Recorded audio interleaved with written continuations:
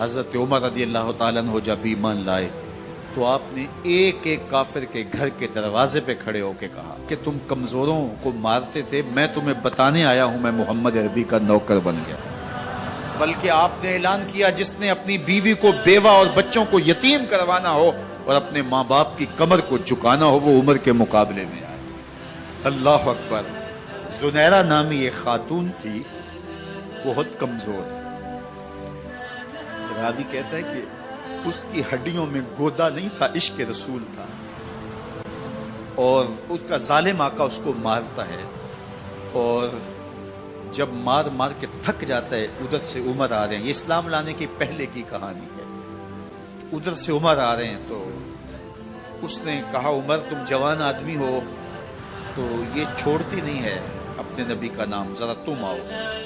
عمر کوڑا پکڑ لیتے اسے مارتے مارتے مارتے تھک جاتے ہیں تو پانی پینے لگتے ہیں، تو کہتے ہیں مجھے تیرے پہ ترس نہیں آیا لیکن میں ذرا پانی پینے لگا ہوں، اور پھر گلے کے اندر ڈال کر کے کوڑا اس کی رسی کو بل دیتے ہیں اور اس کی آنکھیں باہر نکل آتی ہیں اور کہتے ہیں بلا اپنے نبی کو جو تیری آنکھوں کی بینائی واپس کرے۔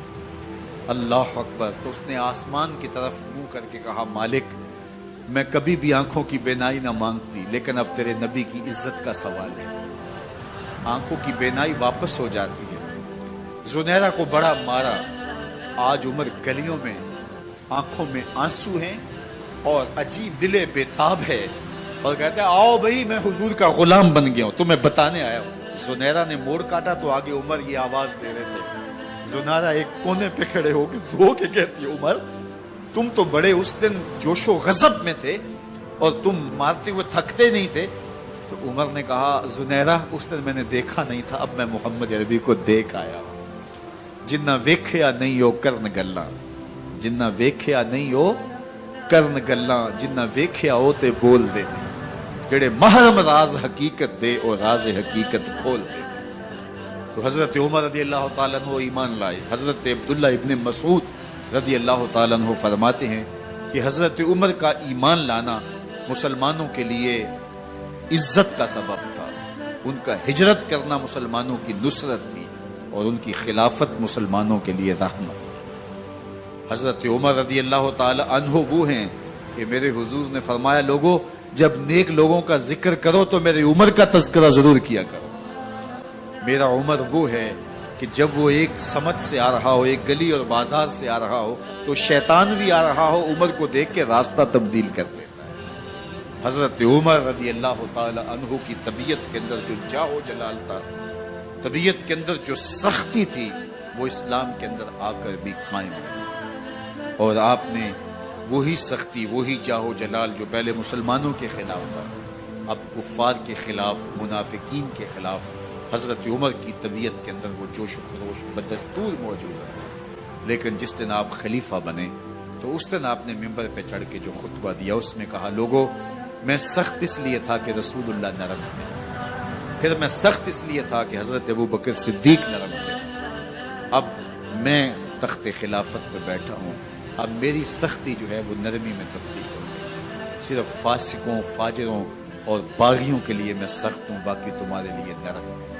سب سے کم جو تنخواہ بیت المال سے اگر کسی وجود نے لی ہے تو وہ حضرت عمر رضی اللہ تعالیٰ نے صرف 2 جوڑے لیتے تھے سال میں، اور راوی کہتا ہے کہ میں نے دیکھا ہے کہ اس میں بھی 17 پیوند لگے ہوتے تھے۔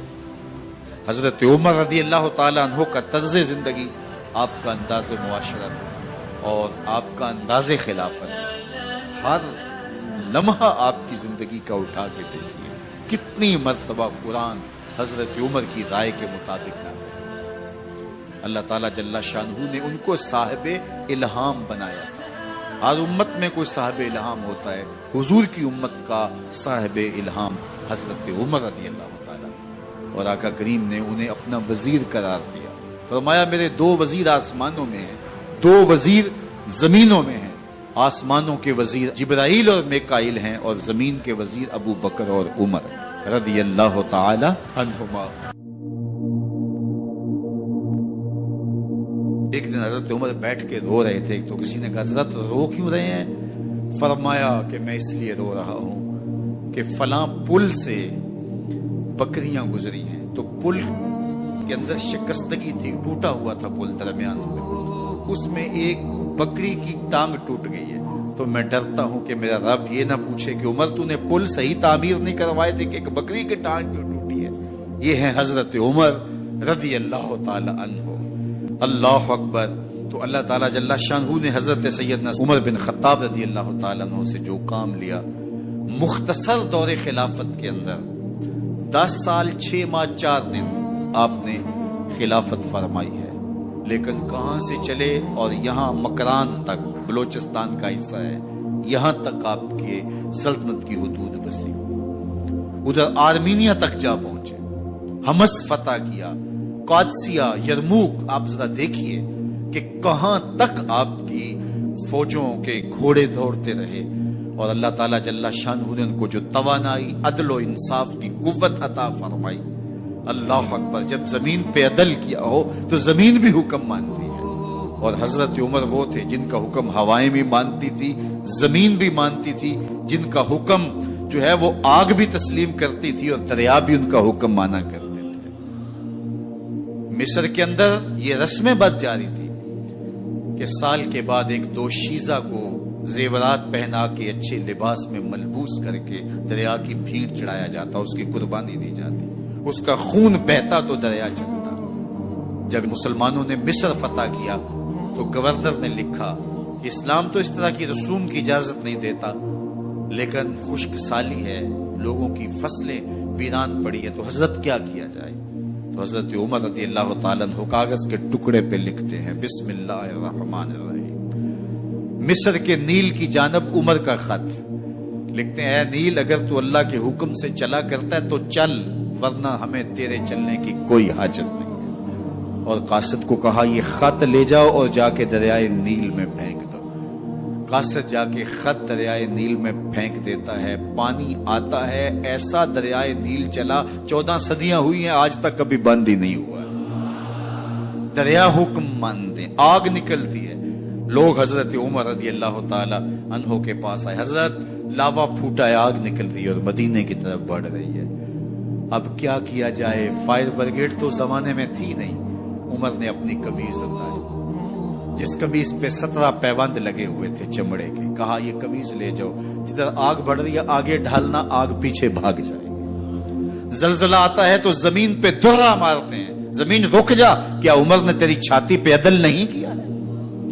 तो ये उमर है रज़ी अल्लाह ताला अन्हु कि जिनके इंसाफ की वजह से, जिनके अदल की वजह से अल्लाह ताला की रहमत, उसकी बरक़ात का नुज़ूल होता था, और अल्लाह ताला ने मुसलमानों को वो आबरूमंद हुकूमत दी।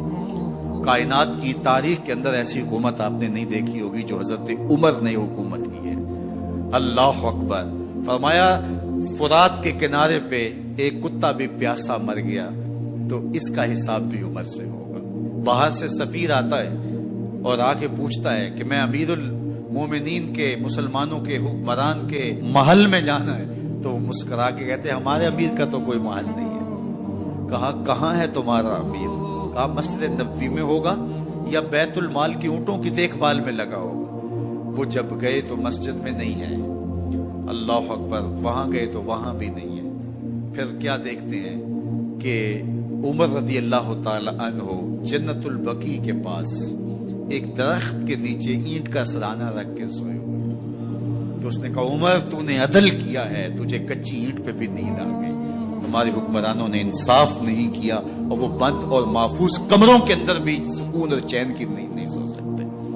हजरत सैयदना उमर रज़ी अल्लाह ताला अन्हु ने इस तरह उन उमूर सल्तनत निभाए।